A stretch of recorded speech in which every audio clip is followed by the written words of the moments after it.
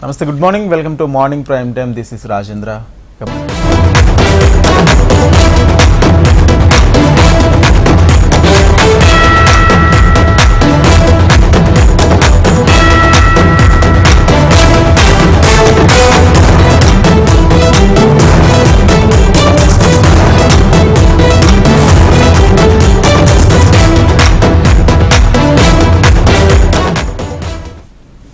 ప్రధాని మోడీ ఇవాళ రేపు తెలంగాణలో పర్యటించనున్నారు. 1-2 రోజుల్లో ఎన్నికల నోటిఫికేషన్ వెలువడుతుండటంతో మెజార్టీ స్థానాల్లో గెలిపే లక్ష్యంగా బీజేపీ వ్యూహరచన చేస్తుంది. భాగ్యనగరం వేదికగా ప్రధాని మోడీ ఎన్నికల శంఖారావం పూరించనున్నారు. దక్షిణాదిపై ప్రత్యేక ఫోకస్ చేసిన కమల దళం తెలంగాణలో మెజార్టీపై దృష్టి పెట్టింది. సిట్టింగ్ స్థానం సికింద్రాబాద్ స్థానం సహా మల్కాజ్గిరి, చేవెళ్ల, హైదరాబాద్ స్థానాలను కైవసం చేసుకోవాలని పట్టుదలతో ఉంది. జాతీయ నేతలను ప్రచార పర్వం మొదలుపెట్టించింది. 2 రోజుల క్రితం హోంమంత్రి అమిత్ షా పర్యటించగా 10 రోజుల వ్యవధిలో ప్రధాని మోడీ రెండోసారి రాష్ట్రానికి రానున్నారు. లోక్సభ ఎన్నికలను ప్రతిష్టాత్మకంగా తీసుకున్న బీజేపీ నగర ఓట్లను ఆకట్టుకునేందుకు రోడ్ షోలు నిర్వహిస్తుంది. ఇవాళ మల్కాజ్గిరి లోక్సభ నియోజకవర్గ పరిధిలో 5 కిలోమీటర్ల మేర ప్రధాని రోడ్ షో నిర్వహించనున్నారు. ప్రధాని మోడీ సాయంత్రం 4:55 బేగంపేట ఎయిర్పోర్టుకు చేరుకుంటారు. సాయంత్రం 5 గంటలకు మల్కాజ్గిరిలో రోడ్ షోలో పాల్గొంటారు. మేడ్చల్గూడ నుంచి మల్కాజ్గిరి క్రాస్ రోడ్ వరకు మోడీ రోడ్ షో నిర్వహించనున్నారు. రాత్రికి రాజ్ భవన్ లో బస చేస్తారు. రేపు నాగర్ కర్నూలులో పర్యటిస్తారు. అక్కడి నుంచి కర్ణాటక బయలుదేరి వెళతారు. ప్రధాని పర్యటన నేపథ్యంలో నగరంలో పోలీసులు ఆంక్షలు విధించారు.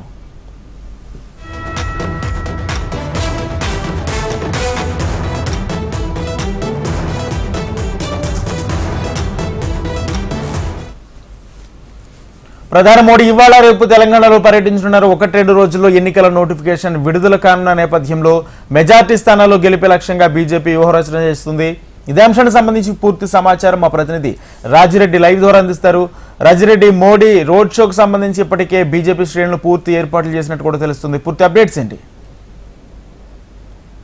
మోడీ 2 రోజుల పర్యటన నిమిత్తం తెలంగాణకు ఈ రోజు సాయంత్రం రానున్నారు. ఈ రోజు బేగంపేట ఎయిర్పోర్ట్ కు సాయంత్రం 4:30 గంటల ప్రాంతంలో చేరుకుంటారు. ఆ నుండి నేరుగా మల్కాజ్గిరి పార్లమెంట్ పరిధిలోకి వెళ్తారు. మల్కాజ్గిరి పార్లమెంట్ పరిధిలో గంట సేపు రోడ్ షో నిర్వహించనున్నారు. దాదాపు 5 కిలోమీటర్ల పాటు ఈ యొక్క రోడ్ షో నిర్వహించబోతున్నాయి. ఈ యొక్క రోడ్ షోకు మల్కాజ్గిరి నియోజకవర్గం నాయకులతో పాటు కార్యకర్తలతో పాటు ఆ సికింద్రాబాద్, హైదరాబాద్ సంబంధించినటువంటి పార్లమెంట్ పరిధిలో ఉన్నటువంటి నాయకులు, కార్యకర్తలు కూడా పెద్ద ఎత్తున పాల్గొనే అవకాశం ఉంది. ఎందుకంటే బీజేపీ తెలంగాణను అత్యంత ప్రతిష్టాత్మకంగా తీసుకుంటూ తెలంగాణలో మెజార్టీ స్థానాలను దక్కించుకోవడం, మెజార్టీ స్థానాలను కైవసం చేసుకోవడమే లక్ష్యంగా బీజేపీ పెట్టుకుంది. అందులో భాగంగా విస్తృతంగా తెలంగాణ మీద ఫోకస్ చేశారు. తెలంగాణలో సర్వేల ప్రకారం అనుకూల ఫలితాలు ఉన్నాయని కూడా బీజేపీ జాతీయ నాయకత్వం భావిస్తుంది. ఇప్పటికే సర్వేల ప్రకారం 12 స్థానాలు గెలిచే అవకాశాలు ఉన్నాయని కూడా బీజేపీ చెప్తుంది. ఈ యొక్క నేపథ్యంలో ఈ అన్ని అనుకూలమైనటువంటి పరిస్థితులను బీజేపీ తమకు అనుకూలంగా మార్చుకుంటుంది. అందులో భాగంగానే ప్రధానమంత్రి నరేంద్ర మోడీ కూడా స్వయంగా ఇక్కడ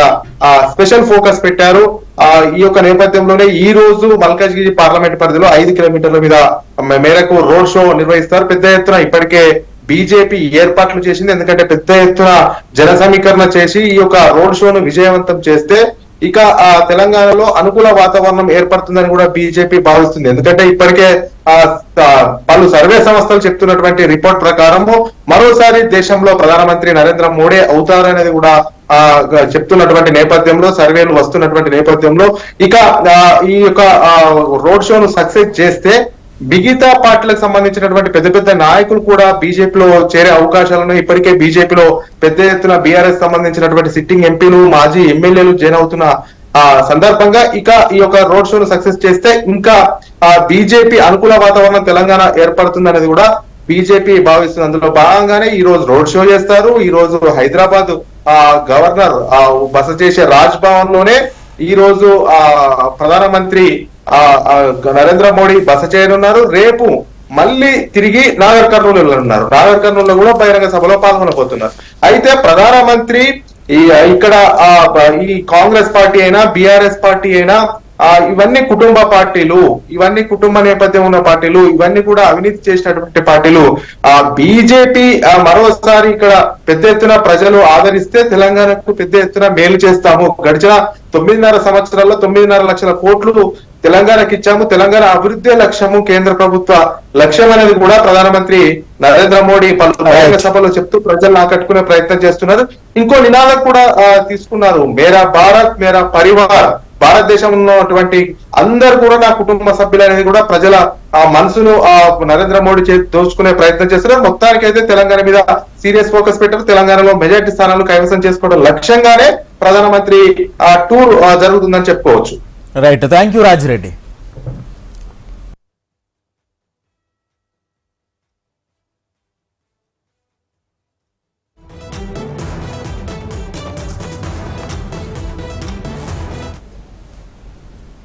రాష్ట్రపతి ద్రౌపది ముర్ము ఇవాళ హైదరాబాద్ రానున్నారు. నగర శివార్లోని శాంతివనంలో నిర్వహించే ప్రపంచ ఆధ్యాత్మిక సమ్మేళనాన్ని రాష్ట్రపతి ప్రారంభించనున్నారు.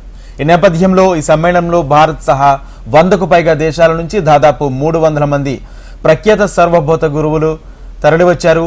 రేపు జరగనున్న కార్యక్రమానికి ఉపరాష్ట్రపతి జగదీప్ ధన్కడ్ విశిష్ట అతిథిగా హాజరవుతారు. రాష్ట్రపతి రాక సందర్భంగా విస్తృత స్థాయిలో భద్రత ఏర్పాట్లు చేపట్టారు.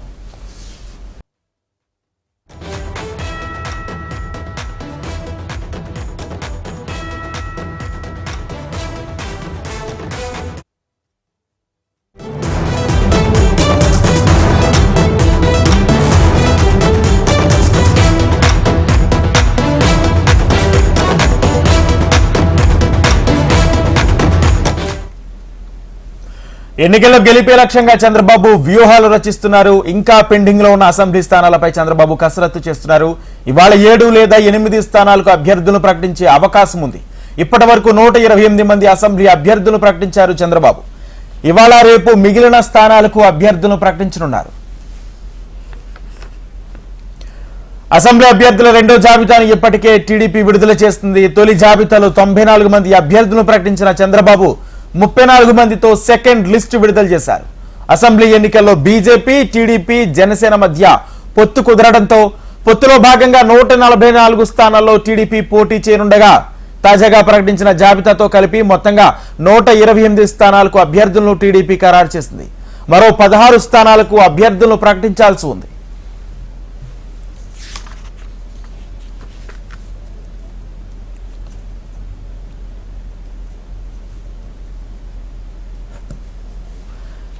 రానున్న ఎన్నికల్లో భాగంగా చంద్రబాబు వ్యూహాలు రచిస్తున్నారు. ఇంకా పెండింగ్ లో ఉన్న అసెంబ్లీ స్థానాలపై చంద్రబాబు కసరత్తు చేస్తున్నారు. ఇవాళ 7 లేదా 8 స్థానాలకు అభ్యర్థులను ప్రకటించే అవకాశం ఉంది. ఇప్పటి వరకు 128 మంది అభ్యర్థులను ప్రకటించారు చంద్రబాబు. ఇదే అంశానికి సంబంధించి పూర్తి సమాచారం మా ఏపీ కోఆర్డినేటర్ రాజేష్ అందిస్తారు. రాజేష్,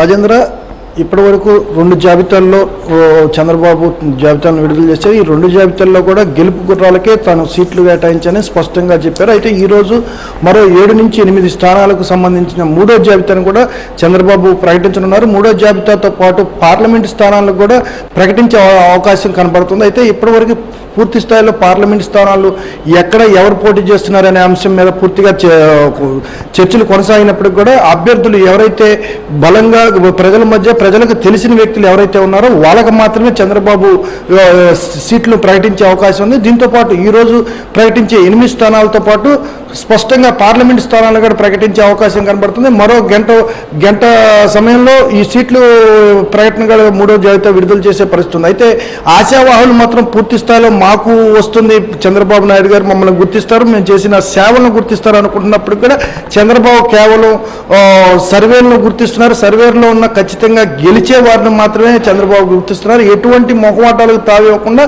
అభ్యర్థుల ప్రకటనలో సీనియర్లు జూనియర్లు అనే సంకోచం లేకుండా ఖచ్చితంగా ఎవరు గెలుస్తారో వాళ్ళకు మాత్రమే సీట్లు ప్రకటించే పరిస్థితి కనబడుతుంది. రాజేంద్ర, అయితే మరోపక్క ఏదైతే రెబల్స్ ఉన్నారో వాళ్ళ టీడీపీకి గట్టిగానే షాక్ ఇస్తున్నట్టు కూడా తెలుస్తుంది. పిఠాపురం కానీ పెనంలూరు కానీ ఎక్కడికక్కడ నిరసనలు వ్యక్తమవుతున్నాయి.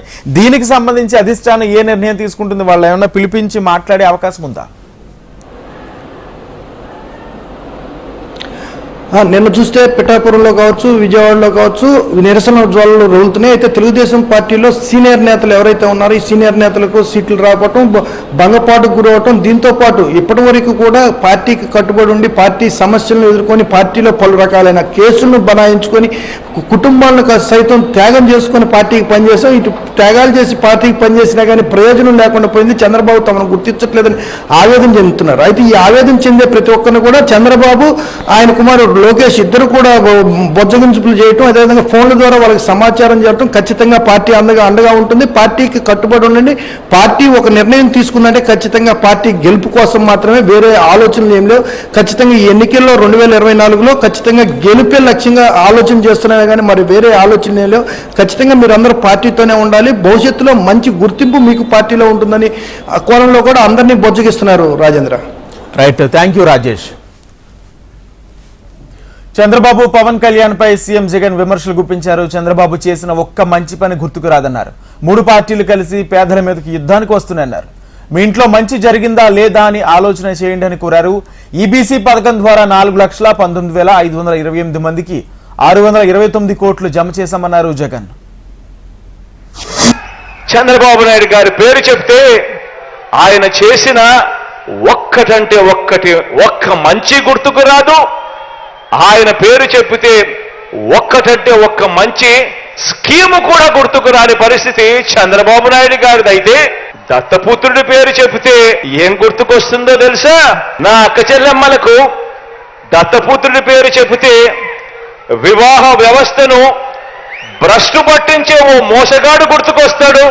5 సంవత్సరాలకు ఒకసారి కారును మార్చినట్టుగా భార్యలను మార్చే ఒక మ్యారేజ్ స్టారు ఓ వంచకుడు గుర్తుకు వస్తాడు. 3 పార్టీలుగా కూటమిగా ఈ రోజు ఏర్పడి ఈ రోజు మీ బిడ్డ మీదకి యుద్ధానికి వస్తున్నారు. కాదు, మీ బిడ్డ మీదకి రాదు, మీ బిడ్డ మీదకి కాదు యుద్ధానికి వీళ్ళు వచ్చేది. 3 పార్టీలుగా వీళ్ళు కూటమిగా ఏర్పడి పేదవాడి భవిష్యత్ మీదకి వీళ్ళు యుద్ధానికి వస్తా ఉన్నారు. బహుశా మీ బిడ్డ ఇచ్చే మేనిఫెస్టో కన్నా ఇంకా రంగులుగా వాళ్ళు మేనిఫెస్టో కూడా ఇస్తారు. కానీ మిమ్మల్ని అందరినీ కూడా ఒకటే నేను చెప్తా ఉన్నా, మీ ఇంట్లో మీకు మంచి జరిగిందా లేదా అన్నది మాత్రమే కొలమానంగా తీసుకోండి. మీ బిడ్డ ప్రభుత్వంలో మీ ఇంటికి మంచి జరిగి ఉంటే మాత్రం మీరే మీ బిడ్డకు సైనికుల్లా స్టార్ క్యాంపెయినర్లుగా ముందుకు రండి అని చెప్పి మమ్మల్ని కూడా పిలుపునిస్తా ఉన్నా. మోసం చేసిన వాళ్లకు, అబద్ధాలు చెప్పే వాళ్లకు గట్టి గుణపాఠం చెప్పే కార్యక్రమం ఒక్క నా అక్క చెల్లెమ్మల కుటుంబాలు మాత్రమే చేయగలుగుతాయి. ఈరోజు వైఎస్ఆర్ ఈబీసీ నేస్తమనే ఈ పథకం ద్వారా 4,19,583 మంది నా అక్క చెల్లెమ్మలకు 629 కోట్ల రూపాయలు వారి ఖాతాల్లోకి నేరుగా జమ చేయనున్నాం. ఈరోజు జమ చేస్తా ఉన్నా ఈ సొమ్ముతో కూడా కలుపుకుంటే మొత్తంగా ఈ 3 దఫాల్లో నా అక్క చెల్లెమ్మలకు 4,95,269 మంది నా అక్క చెల్లెమ్మలకు మంచి జరిగిస్తూ 1,877 కోట్ల రూపాయలు ఈ వైఎస్ఆర్ ఈబీసీ నేస్తమనే ఈ పథకం ద్వారా మాత్రమే నా అక్క చెల్లెమ్మలకు మంచి చేయగలిగాము అని కూడా ఈ సందర్భంగా సగర్వంగా తెలియజేస్తా ఉన్నాను. తెలంగాణలో ఇవాల్టి నుంచి వాహనాల రిజిస్ట్రేషన్ టీజీ కోడ్తో జరగనుంది. కొత్త వాహనాల నెంబర్ ప్లేట్లపై టీజీ కోడ్ రానుంది. జిల్లాల నంబర్ ప్లేట్ల కోడ్ పాతవే కొనసాగుతాయి. ఈ మేరకు రాష్ట్ర ప్రభుత్వం గెజిట్ నోటిఫికేషన్ జారీ చేసింది. రాష్ట్రంలో కాంగ్రెస్ ప్రభుత్వం వచ్చాక వాహనాల రిజిస్ట్రేషన్ కోడ్ను టీఎస్ నుంచి టీజీకి మార్పు చేయాలని నిర్ణయించింది. ఆ మేరకు రాష్ట్ర కేబినెట్ తీర్మానం చేసి పంపించగా కేంద్ర ప్రభుత్వం ఈ నెల 12న గెజిట్ నోటిఫికేషన్ ఇచ్చింది. దీంతో జిల్లాల వారీగా రిజిస్ట్రేషన్ మార్పుతో రాష్ట్ర ప్రభుత్వం గురువారం నోటిఫికేషన్ ఇచ్చింది. నూతన సిరీస్ ను హైదరాబాద్, ఖైరతాబాద్ లోని రవాణా శాఖ ప్రధాన కార్యాలయంలో మంత్రి పొన్నం ప్రభాకర్ ఇవాళ సాయంత్రం ప్రారంభిస్తారని అధికారులు వెల్లడించారు. జిల్లాల కోడ్ల తర్వాత రవాణా వాహనాలు, ఆర్టీసీ బస్సుల సిరీస్ల నిర్దేశిత అక్షరాలతో ప్రారంభమవుతుంది. రవాణా వాహనాలకు T, U, V, W, X, Y series ఉంటాయి. ఆర్టీసీ బస్సులు ఎప్పట్లాగే జెడ్ సిరీస్తో మొదలవుతాయి.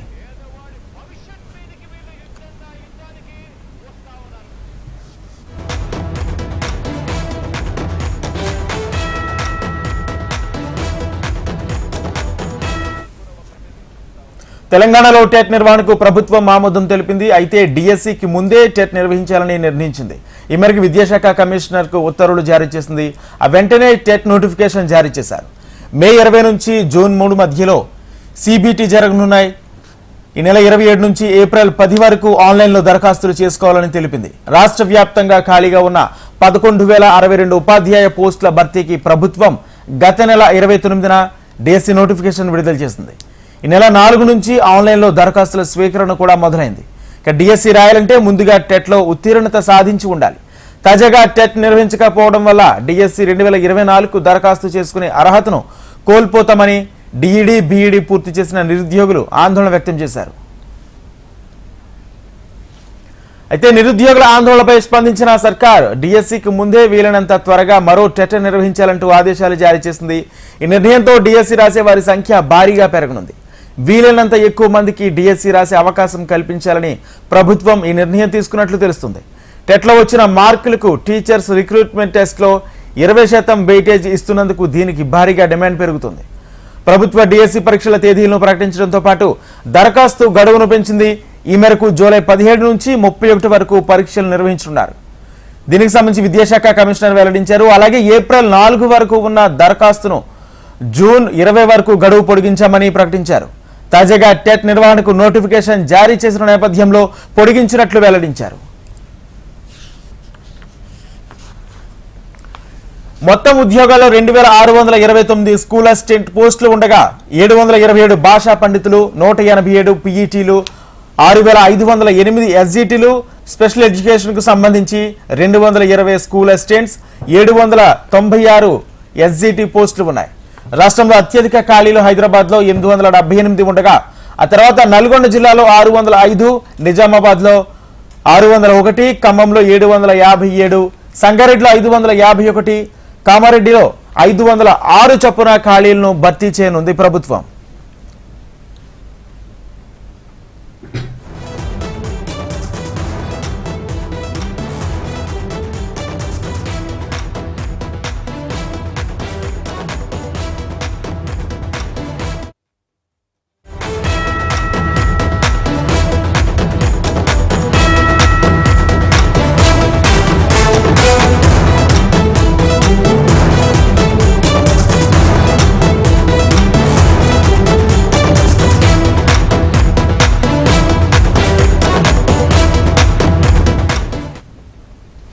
లోక్సభ ఎన్నికల వేళ వాహనదారులకు కేంద్రం శుభవార్త అందించింది. దేశవ్యాప్తంగా పెట్రోల్, డీజిల్ ధరలపై ₹2 తగ్గిస్తూ ఉత్తర్వులు జారీ చేస్తుంది.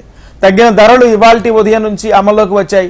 దేశ రాజధాని ఢిల్లీలో ₹99.72 ఉన్న లీటర్ పెట్రోల్ ధర ₹94.72 లభిస్తుంది. ప్రస్తుతం ₹89.62 ఉన్న లీటర్ డీజిల్ ధర ₹87.62 విక్రయిస్తున్నట్లు పెట్రోలియం మంత్రిత్వ శాఖ వెల్లడించింది. తెలుగు రాష్ట్రాల్లో చూస్తే హైదరాబాద్ లో లీటర్ పెట్రోల్ ధర ₹107.41 చేరగా డీజిల్ లీటర్ ధర ₹95 చేరింది. విజయవాడలో లీటర్ పెట్రోల్ ధర ₹109.31 కాగా డీజిల్ ధర ₹95.17 చేరుకుంది.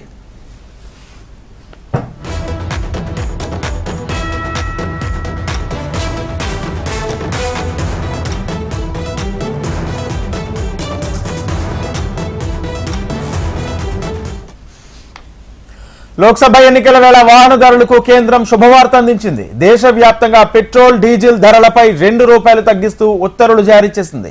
తగ్గిన ధరలు ఇవాల్టి ఉదయం నుంచి అమల్లోకి వచ్చాయి. ఇదే అంశానికి సంబంధించి పూర్తి సమాచారం మా ప్రతినిధి ఆర్కే లైవ్ ద్వారా అందిస్తారు. ఆర్కే, రాజేంద్ర, ఏదైతే ఇటు పెట్రోల్, డీజిల్ రెండింటిపైన కూడా ₹2 తగ్గిస్తూ కూడా నిన్న కేంద్రం నిర్ణయం తీసుకోవడం జరిగింది. దానికి సంబంధించి కూడా ఈ రోజు ఉదయం నుంచే కూడా పూర్తి స్థాయిలో అమల్లోకి వస్తాయంటూ కూడా చెప్పడం. ప్రస్తుతం మనం పెట్రోల్ బంక్ లో చూసుకుంటే పెట్రోల్ గతంలో రేట్ ఎలా ఉంది, డీజిల్ ఏ రేట్ ఉంది, ఇప్పుడు ఎలా ఉంది అనేది చూద్దాం ఒకసారి. గతంలో అంటే నిన్నటి వరకు కూడా ₹109.06 ఉండేది. ప్రస్తుతం ₹107 అయితే చేరుకోవడం జరిగింది. అదే సమయంలో డీజిల్కి వచ్చేసరికి ₹97 ఉండేది. ప్రస్తుతం ₹97.64 అయితే చేరుకోవడం జరిగింది. దీనివల్ల ఖచ్చితంగా ఎవరైతే కస్టమర్లు ఉంటారో, వాహనదారులు ఉంటారో వాళ్ళు మాత్రం కొంత హ్యాపీగానే ఫీల్ అవుతున్నారని చెప్పాలి. ఎందుకంటే ₹2 పెట్రోల్ లీటర్ పైన తగ్గడం, అలాగే డీజిల్ పైన కూడా తగ్గడం అనేది ఖచ్చితంగా కొంత ఆనందాన్ని ఇచ్చే విషయం అని చెప్పాలి. మరోవైపు దీనికి సంబంధించి గ్రేటర్ పరిధిలో మాత్రం దీని ఎఫెక్ట్ అనేది ఖచ్చితంగా ఉంటుంది. ఎందుకంటే పెద్ద సంఖ్యలో వాహనాలన్నీ కూడా ఉంటాయి. హైదరాబాద్లోనే దాదాపుగా 70 లక్షలకు పైగా వాహనాలు అయితే ఉన్నాయి. ఈ వాహనాలన్నీ కూడా రోజు కూడా రోడ్ల మీదకి వస్తుంటాయి. దీనికి సంబంధించి కూడా ₹2 చొప్పున ఇటు పెట్రోల్ అటు డీజిల్ తగ్గడం వల్ల ఖచ్చితంగా వాహనదారులు చాలా వరకు ఉపశమనం లభిస్తుందని చెప్పాల్సి ఉంటుంది. అదే సమయంలో ఏవైతే వాహనదారులు ఉన్నారో ఒకసారి మాట్లాడించే ప్రయత్నం అయితే చేద్దాం. సార్, ఏంటి ₹2 తగ్గింది, ఎలా భావిస్తారు సార్? ₹2 పెట్రోల్ మీద తగ్గింది, అవును సార్. ఎలా భావిస్తారు? అంటే ఇంకా అందరూ మంచిదే కదా, అందరూ మంచిగా బాగుంటారు, అంతా మంచిదే. రోజు రెగ్యులర్గా ఎంత పెట్రోల్ పెద్దమ్మ టెంపుల్ జాబ్ చేస్తాం సార్. ఎంత పెట్రోల్ ఎంత కొట్టిస్తారు రెగ్యులర్గా మీరు? అంటే 300 కొట్టిస్తాం సార్. ఎంత కొట్టించారు? ఇప్పుడు ₹220 కొట్టించాం సార్. ఓకే, అంటే ఎంత, అంటే ₹2 తేడా అనేది మనకి ఇక్కడ అంటే ఎట్లా తెలుస్తుంది సార్ అది? అంటే ఇక్కడ ₹109 ఉంటుంది కదా. అవును సార్. అంటే నేను అట్లా కొట్టాను సార్. 300 ఏమన్నా అంటే ₹2 తగ్గింది, మీరు ఎలా ఫీల్ అవుతున్నారు? నేను 300 లేకుంటే 250 లేకుంటే 220 500 అట్లా కొట్టిస్తాను. ఈ లీటరు 2 లీటర్లు అట్లా కొట్టియండి, నాకు తెలియదు కూడా. ₹2 తగ్గడం అదే నాకు అర్థం కావట్లేదు. కొంతమంది వాహనదారులు అయితే వాస్తవానికి ఈ పెట్రోల్ ఈ అమౌంట్లు అనేవి మేము చూడడం, పూర్తి స్థాయిలో ఒకేసారి బల్క్గా తీసుకుంటాం కాబట్టి మాకు దీనిపైన పెద్దగా అవగాహన లేదంటూ కూడా చెప్తున్నారు. మరికొంతమంది వాహనదారులు ఉన్నారు, వాళ్ళతో కూడా మాట్లాడించే ప్రయత్నం చేద్దాం. ఎందుకంటే ₹2 అనేది ఇప్పుడున్న పరిస్థితుల్లో ఖచ్చితంగా కొంత కీలకమైన అమౌంట్ అనేది చెప్పాల్సి ఉంటుంది. సో మరికొంతమందితో మాట్లాడించే ప్రయత్నం అయితే చేద్దాం. సో బ్రదర్, ఏంటి పెట్రోల్ ఈ రోజు నుంచి ₹2 తగ్గింది, ఎలా ఫీల్ అవుతున్నారు? ఏం చెప్పాలి? ₹2 తగ్గింది కదా, ఏమో మనం మీరు ఎంత కొట్టిస్తారు మామూలుగా?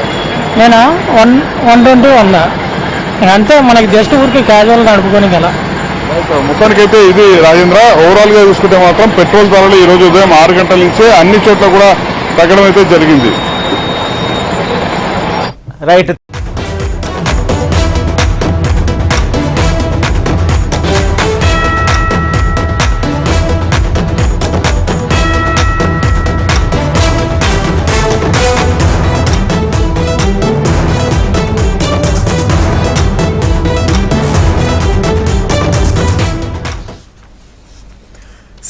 ఈసీల నియామకం కోసం కేంద్ర ప్రభుత్వం తీసుకొచ్చిన నూతన చట్టాన్ని సవాల్ చేస్తూ దాఖలైన పిటిషన్ పై నేడు సుప్రీంకోర్టులో విచారణ చేపట్టనుంది. ఈసీ నియామకం కోసం ఉద్దేశించిన ప్యానెల్ నుంచి సుప్రీంకోర్టు ప్రధాన న్యాయమూర్తిని కేంద్రం తప్పించింది. ఈ మేరకు కేంద్రం కొత్త చట్టాన్ని తీసుకొచ్చింది. దీనిపై అభ్యంతరం వ్యక్తం చేస్తూ అసోసియేషన్ ఫర్ డెమోక్రటిక్ రిఫార్మ్ అనే ప్రభుత్వేతర స్వచ్ఛంద సంస్థ సుప్రీంకోర్టులో పిటిషన్ దాఖలు చేసింది. తమ పిటిషన్ పై అత్యవసరంగా విచారణ చేపట్టాలని సుప్రీంకోర్టును ఏడీఆర్ విజ్ఞప్తి చేసింది. Chief election commissioner other election commissioners act 2023లోని సెక్షన్ 7 అమలుపై స్టే విధించాలని కోరింది. దీనిపై సుప్రీంకోర్టు న్యాయమూర్తి జస్టిస్ సంజీవ్ ఖన్నా నేతృత్వంలో ధర్మాసనం స్పందించింది. నేడు విచారణ చేపట్టేందుకు అంగీకరించింది.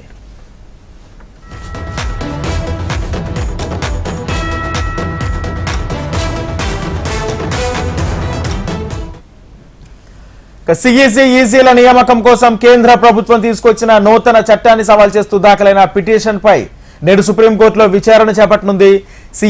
ఈసీ నియామకం కోసం ఉద్దేశించిన ప్యానెల్ నుంచి సుప్రీంకోర్టు ప్రధాన న్యాయమూర్తిని కేంద్రం తప్పించింది. ఇదే అంశానికి సంబంధించి పూర్తి సమాచారం అందించడానికి మా ప్రతినిధి శిరీష్ ఢిల్లీ నుంచి లైవ్ లో సిద్ధంగా ఉన్నారు. శిరీష్.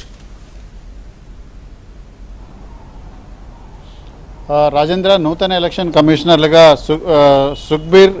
సుఖ్బీర్ సంధు అదేవిధంగా జ్ఞానేష్ కుమార్ ఇద్దరిని కూడా నియమిస్తూ కేంద్ర ప్రభుత్వం నిన్న నోటిఫికేషన్ అనేది కూడా విడుదల చేసింది. దీనికి సంబంధించిన నోటిఫికేషన్ కేంద్ర న్యాయశాఖ గెజిట్ రూపంలో విడుదల చేయడం కూడా జరిగింది. అయితే 212 మంది పేర్లతో ఒక సెర్చ్ ఈ 212 మంది పేర్లను ఒక సెర్చ్ కమిటీకి పంపడం కూడా జరిగింది. ఈ సెర్చింగ్ కమిటీకి ప్రధాని నరేంద్ర మోడీ నాయకత్వం వహిస్తారు. అందులో ప్రధాని నియమించిన కేంద్ర మంత్రి సభ్యుడిగా ఉంటారు. దాంతోపాటుగా లోక్సభలో ప్రతిపక్ష నేతగా కొనసాగుతున్న అధీర్ రంజన్ చౌదరి కూడా సభ్యులుగా కూడా ఉంటారు. అయితే కేంద్ర హోంశాఖ మంత్రి అమిత్ షాను ప్రధాని నియమించడం జరిగింది. నిన్న మధ్యాహ్నం 12 గంటలకు కేంద్ర హోంమంత్రి అమిత్ షా, ప్రధానమంత్రి అదేవిధంగా అధీర్ రంజన్ చౌదరి సమావేశమయ్యారు. అంతకు ముందు రోజు రాత్రే ఈ 212 మంది పేర్లను సెర్చ్ కమిటీ తనకు పంపింది అని చెప్పేసి ఏదైతే నియామక కమిటీలో సభ్యుడైన అధీర్ రంజన్ చౌదరి ఆరోపించడం కూడా జరిగింది. ఎందుకంటే 212 మంది పేర్లను పరిశీలించడానికి కొంత సమయం అనేది కూడా కావాలి.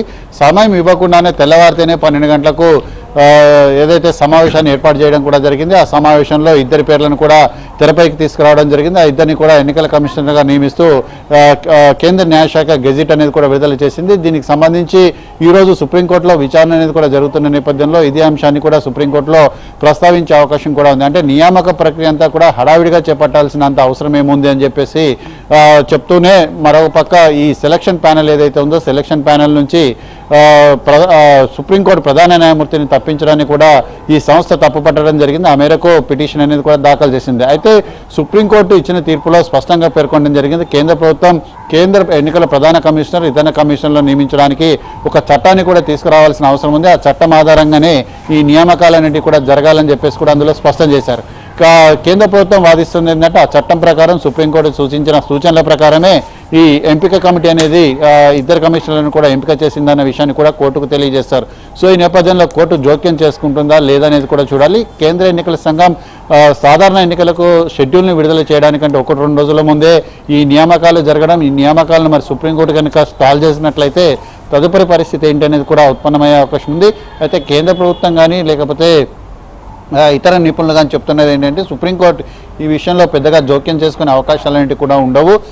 పార్లమెంటు తీసుకొచ్చిన చట్టానికి అనుగుణంగానే కేంద్ర ప్రభుత్వం నియామకాలను కూడా చేపట్టింది కాబట్టి సుప్రీంకోర్టు కూడా వీటిని తప్పుపట్టే అవకాశాలు లేవు అని చెప్పేసి కూడా వాళ్ళు వాదిస్తున్నారు. ఏదేమైనప్పటికీ ఇటు ప్రభుత్వం తరఫున సంస్థ తరఫున కూడా వాదనలన్నింటి కూడా వినిపిస్తారు. మరి ఈ రోజే దీనికి సంబంధించి నిర్ణయం వెలువడుతుందా లేదనేది కూడా చూడాలి. ఎందుకంటే ఈరోజు రాష్ట్రపతి వీళ్ళిద్దరి నియామకానికి కూడా ఆమోదముద్ర తెలుపుతూనే ఉత్తర్వులన్నింటి కూడా వెలువరించే అవకాశం కూడా ఉంది. తద్వారా వాళ్ళిద్దరు కూడా ఎలక్షన్ కమిషనర్గా పదవి బాధ్యతలు చేపట్టవచ్చు.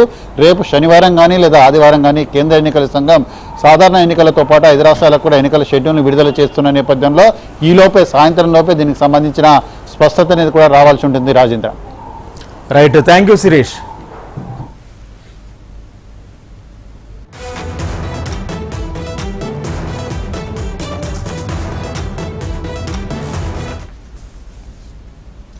జమిలీ ఎన్నికల నిర్వహణ సాధ్యాసాధ్యాలపై రామ్నాథ్ కోవింద్ నేతృత్వంలోని ఉన్నత స్థాయి కమిటీ అధ్యయనం పూర్తి అయింది.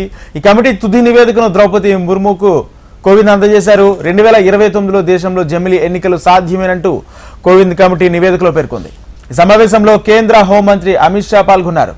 దేశంలో ఒకేసారి ఎన్నికలు నిర్వహిస్తే ఎన్నో ప్రయోజనాలుంటాయని కమిటీ పేర్కొంది. ఒకేసారి ఎన్నికల కోసం కోవింద్ కమిటీ నిర్దిష్ట సిఫార్సులు చేస్తుంది.